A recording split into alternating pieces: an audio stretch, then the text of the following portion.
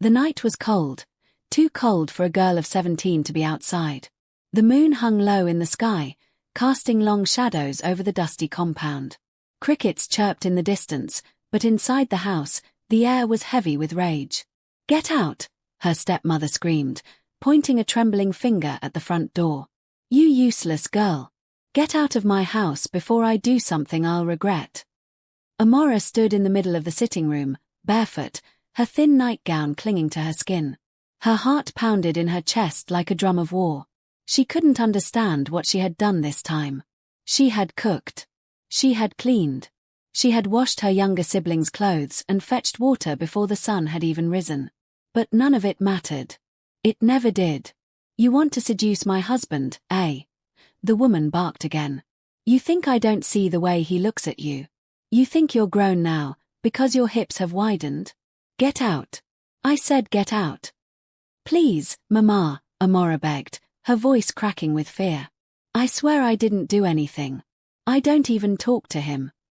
Before she could finish, the woman grabbed her by the arm and yanked her toward the door. Amora's feet scraped the floor as the woman dragged her like a bag of trash. The door flew open, and the cold breeze slapped her across the face. With one final shove, she landed on the concrete steps outside. The door slammed shut behind her. Locked. It was 2 a.m. The village was silent. The only sound was the rustling of the trees and the occasional howl of a distant dog. Amora sat on the ground, hugging her knees, tears streaming down her face. Where would she go? Her mother had died when she was just 5, and her father, oh, her beloved father, had remarried barely a year after the burial. He had once promised to protect her, but ever since his business began taking him to Lagos every month, he had no idea what his new wife had turned their home into. It wasn't a home anymore. It was a battlefield. And tonight, she had lost the war. Her neighbors were asleep. No one would hear her if she knocked. And even if they did, who would dare open their door to a girl chased out by her own family? In this town, reputation was everything. Once the gossip started, it would never stop. She shivered in the darkness, her teeth clattering.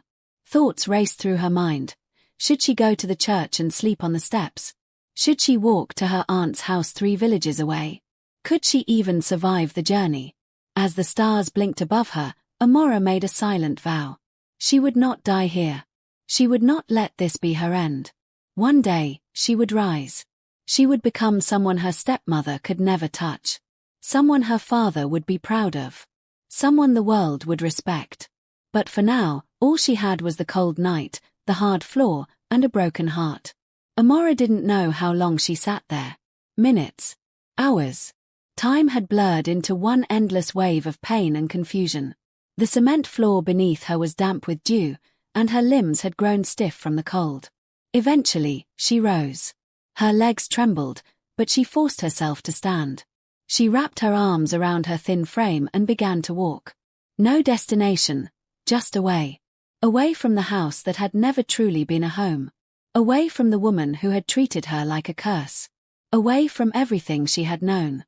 The path leading out of the village was silent, lit only by the ghostly glow of the moon. Amora walked barefoot over stones and thorns, her soles bleeding, but she didn't stop. Her body hurt, her heart hurt even more. But she had nothing to go back to.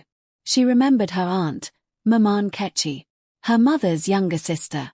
She hadn't seen her since the burial, but she remembered the warmth in the woman's eyes, the tight hug she had given her, and the way she whispered, "If you ever need me, come." It was a long journey. Nearly 4 hours on foot. But what other choice did she have?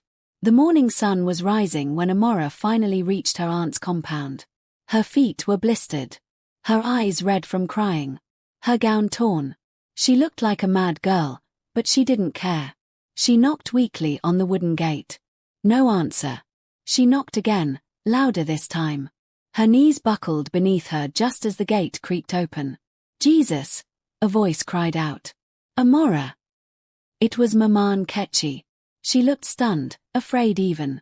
She rushed forward and caught Amora just before she hit the ground. "Who did this to you?" she whispered, holding her close. "Who?"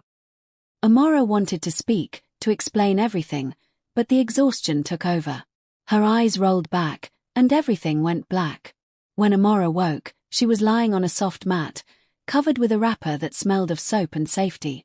A cool cloth lay across her forehead. Sunlight streamed through the open window, birds chirping nearby. For the first time in years, she felt safe. Her aunt entered the room with a bowl of pap and beans. "You're awake," Maman Ketchy said gently.